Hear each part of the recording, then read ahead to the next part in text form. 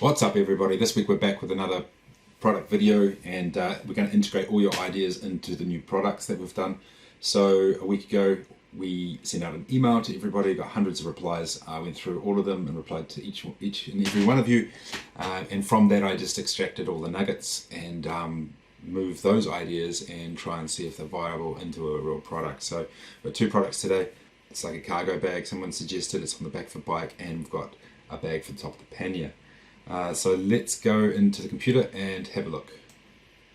So let's zoom in first. This is Illustrator. It's a program for Adobe Illustrator. It's a program for developing 2D designs. It's a vector program. So this is most of the feedback that I got, condensed. So we'll go through and have a look. We're not going to bore you with this stuff. We'll go straight into the designs. So these two bags is two bags. This one goes on the back of the bike, and there's one that goes on top of the metal pannier. This also works on the motor bags,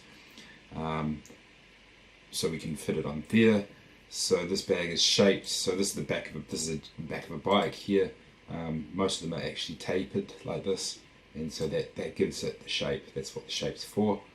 So it fits nicely onto the tapered back. And onto the back seat as well. Many seats are that shape. So that's the positioning of these two bikes. So we have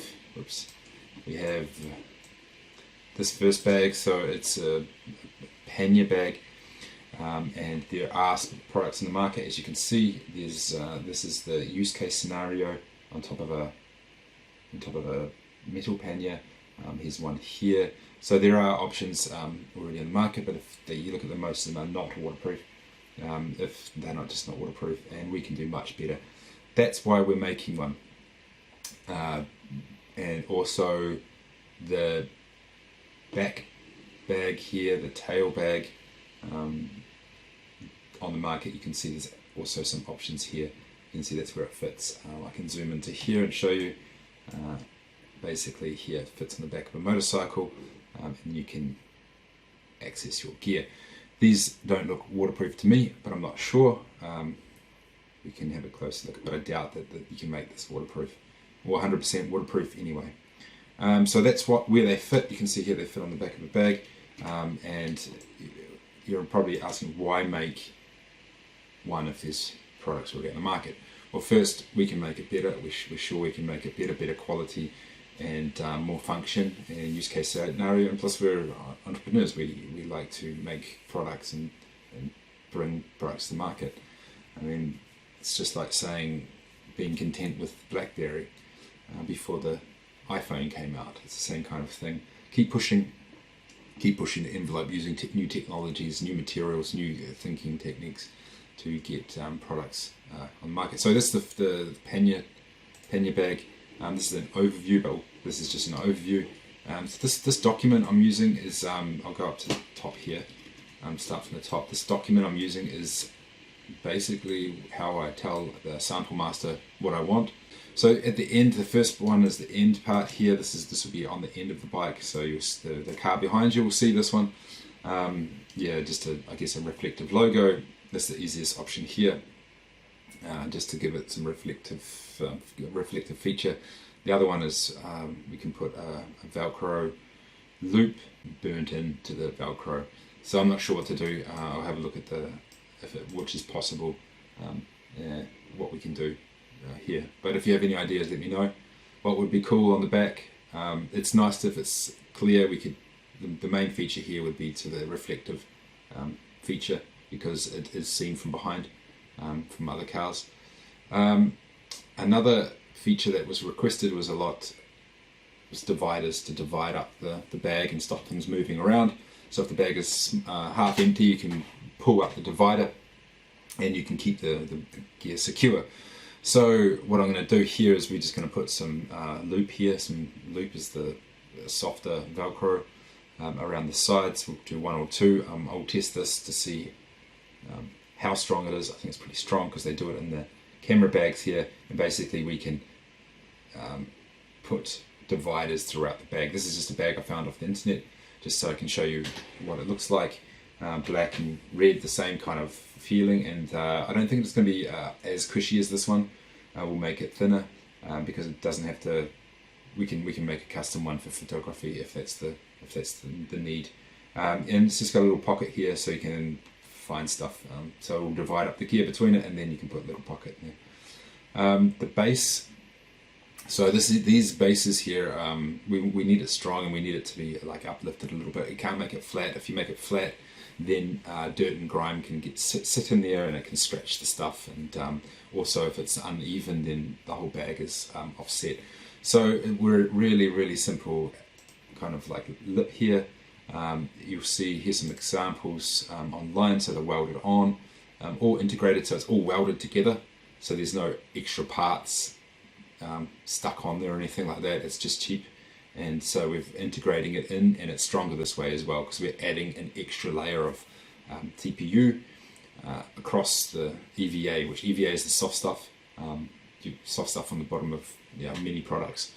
It's durable, but we can make it even more durable, and plus we can make it anti-slip as well.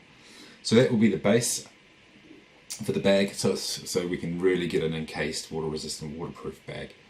I'll move along to the attachment system. A lot of it was this quick release system, or having some kind of harness to put it on. But the thing is, as it's going on so many different bikes, we don't know where it's going exactly. And plus, these guys will swap it out and put different bags, different sizes, metal cases and stuff. So this was one of the things that took the most time to figure out, because there's so many variables. And I think I've come up with a pretty good idea on how to do it. It's not the cheapest idea, but it is the most secure, and it's pretty quick as well. A lot of people are saying, yeah, we want it to be really quick release and stuff like this, but the other side was we want it to be lockable and secure. So it's like a play off between these two. So what I've come up with here is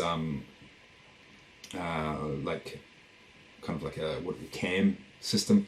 You know how when you're driving along and you've got timber on the top of your roof, you got these cam systems that hold the timber down.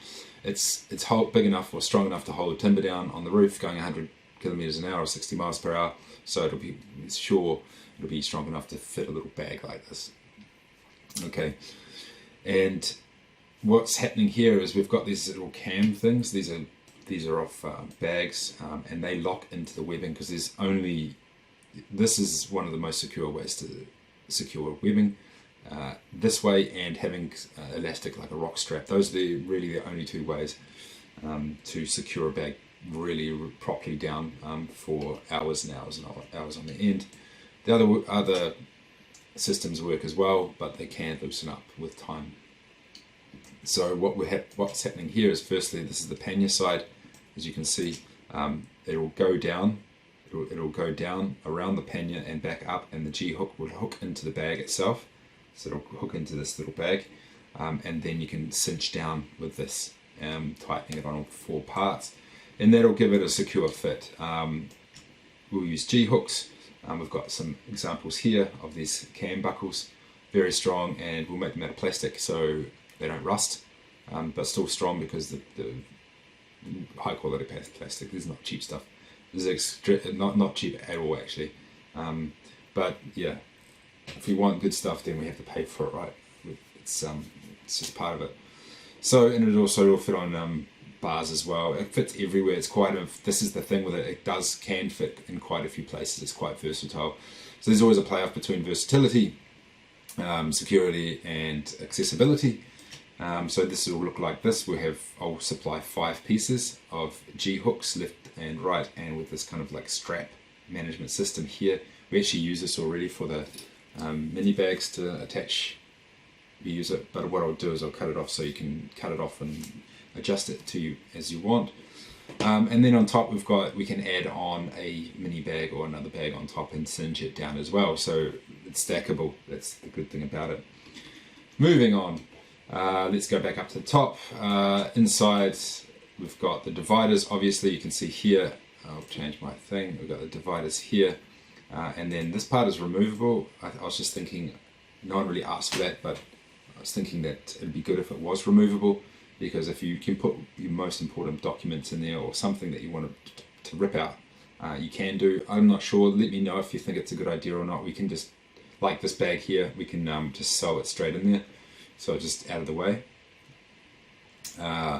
And the next part is a pocket. There was a few people that wanted a waterproof pocket, but it's not possible to make a waterproof pocket on the outside. I'll go into this after with the zip, but whenever a bag company tells you that it's possible to make an outside pocket waterproof, there's a pretty good chance that it's not going to be waterproof. Waterproof to me means that you can just like leave it in the rain for hours and hours and hours, or driving along at 100 kilometers an hour, 60 miles per hour, and water gets pushed into the zips and it's still waterproof. So the next best thing I'd say is to just add like a net to it, so you can quickly stash stuff like cables or gloves or something like that. So we can put a net between these two parts here. It's just a drawing I did. So you can put the net between the two and you can stuff things in, wrappers, rubbish, stuff like this. Quite handy. So that was another feedback that you guys gave me, which I have integrated. I'm not sure how we'll solve this, but here's two examples.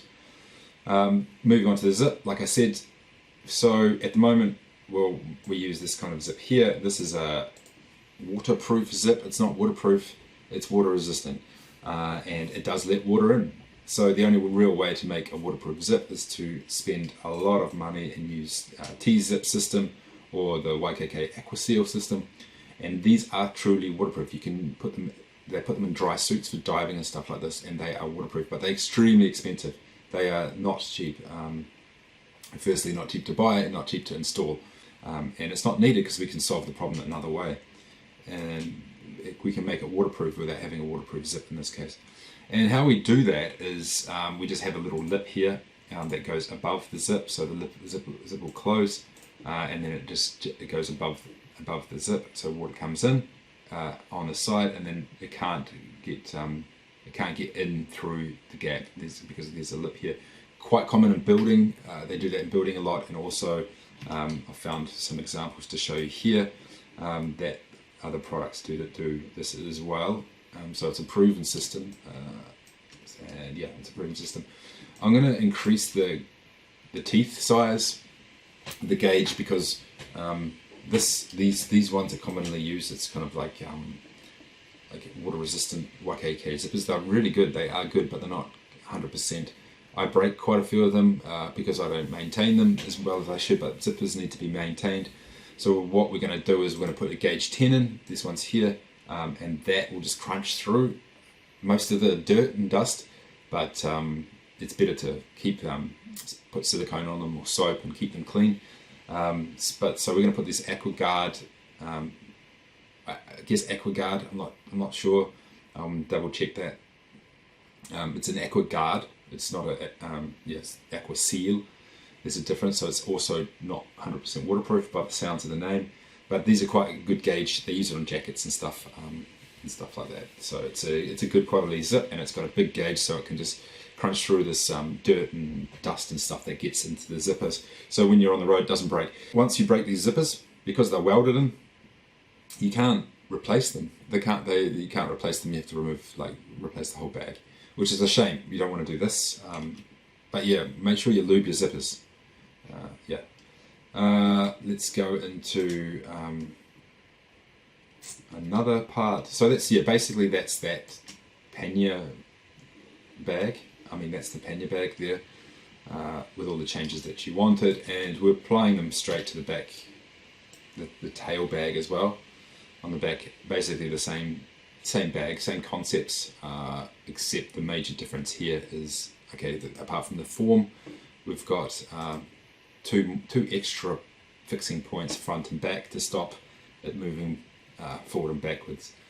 So the same product, just different sizes and for different areas of the bike. You can probably swap them over and put them in. It's quite versatile, the system. So that's it. I want to ask you if you can give me any feedback on these, what we can do better, what we can do for iterations. I'd like to get it sorted so we can make some prototypes and get it to market, get it to you guys. There's a lot of feedback here. This is from the last time. I have basically integrate everything into it. So yeah, except for the expandable part here. So that's the pannier bag and the tail bag.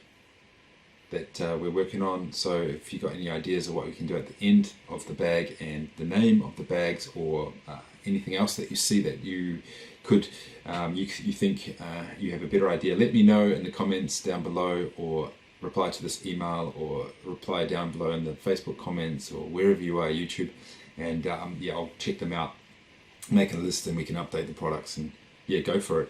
So thanks a lot for tuning in, and I'll see you next time.